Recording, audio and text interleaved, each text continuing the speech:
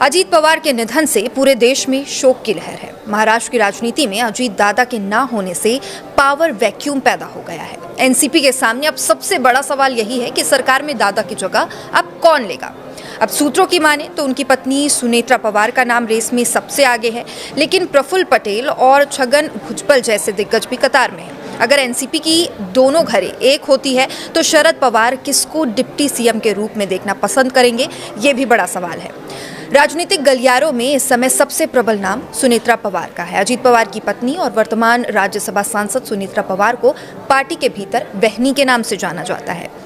सूत्रों के मुताबिक प्रफुल्ल पटेल, छगन भुजबल और सुनील तटकरे जैसे वरिष्ठ नेताओं ने सुनेत्रा पवार के नाम पर शुरुआती सहमति भी जता दी है। अब पार्टी का एक बड़ा वर्ग मानता है कि बारामती में अपनी पकड़ बनाए रखने और सहानुभूति की लहर का लाभ उठाने के लिए सुनेत्रा पवार को डिप्टी सीएम बनाना सबसे सेफ साइट होगा और वे अजीत पवार की खाली हुई बारामती विधानसभा सीट से उपचुनाव लड़कर विधायक बन सकती हैं।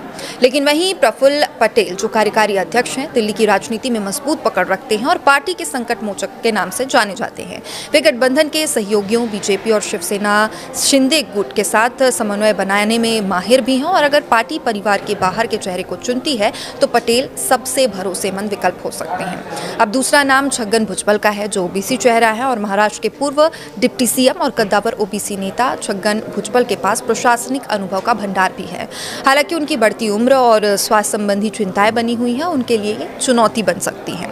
अब तीसरा नाम सुनील तटकरे का है। प्रदेश अध्यक्ष हैं और सुनील तटकरे संगठन के आदमी माने जाते हैं। रायगढ़ और कोंकण क्षेत्र में उनकी जबरदस्त पकड़ है।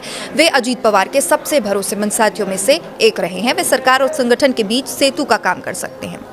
अब वहीं जो धनंजय मुंडे हैं, ये युवा और लोकप्रिय चेहरा दोनों ही हैं। बीट से आने वाले धनंजय मुंडे के पास जबरदस्त जनसमर्थन है। लोगों के का जो समर्थन वो बना हुआ है। वे अजीत पवार की कार्यशैली की कार्बन कॉपी माने जाते हैं। यदि पार्टी किसी युवा और गतिशील नेतृत्व की तलाश करती है तो मुंडे एक डार्क हॉर्स यानी कि छुपा रुस्तम साबित हो सकते हैं। दिलीप वालसे पाटिल अनुभवी प्रशासक माने जाते हैं, शांत स्वभाव और गहरी कानूनी समझ रखते हैं और वालसे पाटिल पवार परिवार के बेहद करीबी भी हैं। वे पूर्व में गृह मंत्री और विधानसभा अध्यक्ष भी रह चुके हैं, तो उनका नाम भी इस दौड़ में शामिल है। डिप्टी सीएम कौन होगा, अब इसका अंतिम फैसला महायुति के साथ साथ एकनाथ शिंदे और सीएम देवेंद्र फडणवीस के साथ विचार विमर्श के बाद ही लिया जाएगा। बीजेपी नेतृत्व चाहेगा कि जो भी व्यक्ति डिप्टी सीएम बने वो आगामी चुनाव में वोट दिलाने की क्षमता रखता हो। अब देवेंद्र फडणवीस और अजीत पवार की ट्यूनिंग बहुत ही अच्छी थी। ऐसे में फडणवीस भी अपनी पसंद के किसी नाम पर मुहर लगवा सकते हैं। अब क्या होगा शरद पवार का असर और अगले 48 घंटों में दिल्ली और मुंबई में होने वाली बैठकें महाराष्ट्र की इस नई पावर पॉलिटिक्स की दिशा तय करेंगी।